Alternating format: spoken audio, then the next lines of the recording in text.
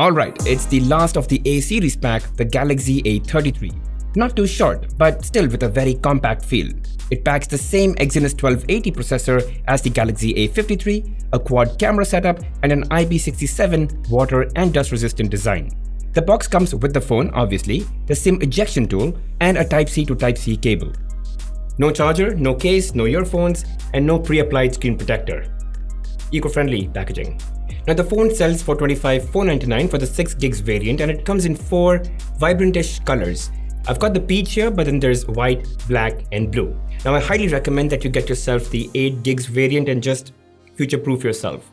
Now I'll talk about a few highlights of the device, and then we'll talk about whether it's really value for your money or not towards the end of the video.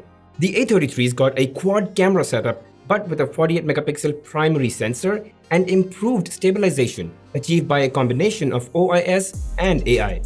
Now that's great for taking stable shots and smooth videos. Now this video here is completely shot using the phone without any gimbal or stabilization. It's definitely better than most cameras in this price segment that don't come with OIS and AI together.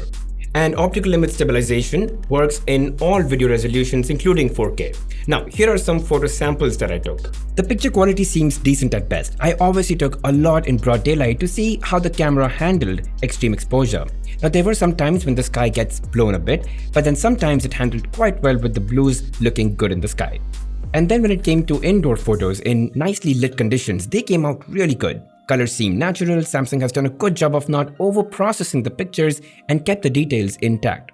And guys, all of these pictures are available for you to download, and that way you can check the quality for yourself. The link will be in the description below. Now here's a side-by-side comparison of the primary camera pictures on the left to the ultra-wide camera pictures on the right. The ultra-wide lenses tend to have better dynamic range, but they're also slightly darker than the primary lens, as you'd expect. In some indoor shots, I did find the ultra-wide lens to add some magenta in the photos, hoping Samsung will fix that with an update. But even in low light, I think the ultra-wide lens did a very good job and neck to neck with the primary lens. Shots in portrait mode came out super. The edge detection is quite good. Even with the grass fibers, it seems to have done a good job. And this is as expected, the A53 and the A73 both were very good with their portrait mode thanks to spatial recognition with dual cameras that also leverages the depth sensor to create accurate separation.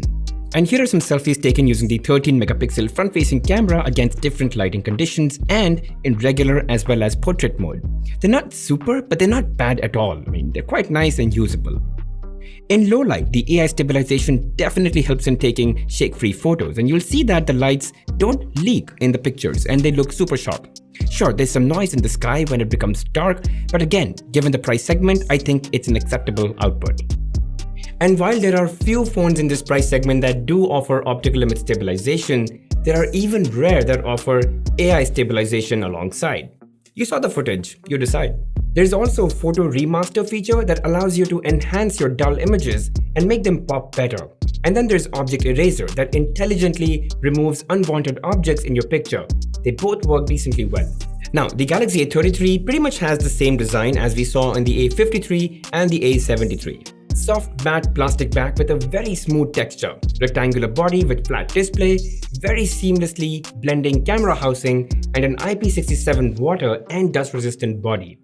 It is actually very rare to see phones in this price segment to offer IP67 water and dust resistance. And on top of that, it's got Gorilla Glass 5 protection for its display. So if you put all of that together, it's definitely a phone that's more durable than most other smartphones in this price segment. Now, because it's not as big as the A53 or the A73, it is a lot easier to manage in your hands and in the pocket.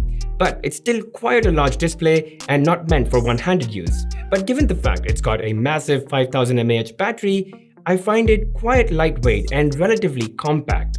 It does have a hybrid SIM tray and with the option to expand storage by up to 1 terabyte. And I'm also really happy that it's got stereo speakers, so both the earpiece and the speaker grill here output sound with support for Dolby Atmos. Sadly, no headphone jack, but I really think it's time we start accepting that now. Okay, the display. The A53 has a 6.4-inch large Super AMOLED display with a 90Hz refresh rate. It's bright, colorful, and a rich display as you'd expect from any AMOLED screen.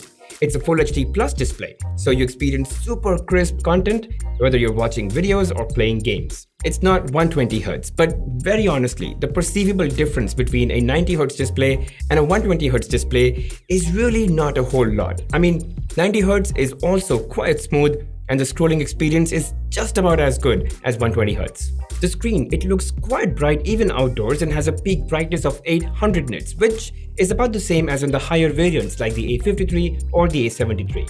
I believe the only downside is not having support for HDR playback, but other than that, it's a fabulous display. The A33 is powered using the Exynos 1280, which is not the fastest chip in this price segment, but it surely is a really battery efficient chip. It's built on the 4nm fabrication technology. I tried playing slightly intensive games like Asphalt 9 and Call of Duty, and they really played well. Though let me point out that Call of Duty did not even offer me the option to set the graphic quality to high or very high. But even on medium quality, the game looked quite good.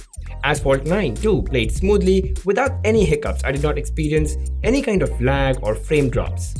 But if you're looking for a smartphone for extensive gaming, this is probably not the one to go with in this price segment, unless of course all the other good things about the Galaxy A33 is more important to you than gaming. Now, as I pointed out earlier, it's got a really power efficient chip, and you couple that with a 5000 mAh battery, you've got yourself a powerhouse. I mean, the phone is all set to last you for 2 days with moderate use. And with adaptive power saving, the phone adapts battery consumption as per your usage patterns. And if you're someone with a lot of commuting or with very little opportunities to charge your phone, this is definitely the phone to go for in this price segment over other phones that may offer just raw power. Lastly, I want to touch upon the software experience. It's got Android 12 right out of the box, and it's running the latest One UI 4.1.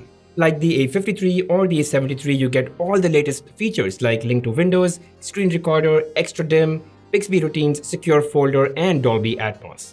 One UI is full of features and it has so many tricks up its sleeve. There's also RAM Plus, which allows you to increase virtual RAM and enjoy a faster multitasking experience should you feel the need. For some reason, Samsung is still loading the phone with quite a few apps which you may not need and it just takes up unnecessary space. Of course, you can uninstall those apps and spend unnecessary time doing so.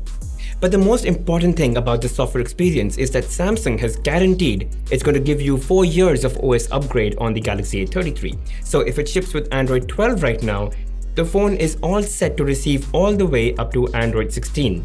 Sure, the speed with which those updates roll out to your phone will slow down over the period of years, but if you're someone who's planning to use your phone for the next 4 to 5 years, I think it's a really critical point. So to conclude, consider this phone very seriously if you're looking for a sturdy, durable phone with a stunning display and a phenomenal battery life. This phone is meant for long-lasting performance rather than just pure raw performance. And on top of all of that, it's a pretty good-looking phone. It's got a decent set of cameras with optical image stabilization and AI stabilization, and Samsung's promise of 4 years of OS upgrade. I think there's quite a lot on the table for the asking price. So yeah, that's pretty much it, guys. Any questions? Put them in the comments, I'll surely answer them. And I hope this was really helpful to you guys, and if it was, make sure you hit that like button, subscribe to the channel, and hit that bell notification icon and mark all. I'll see you guys in the next one.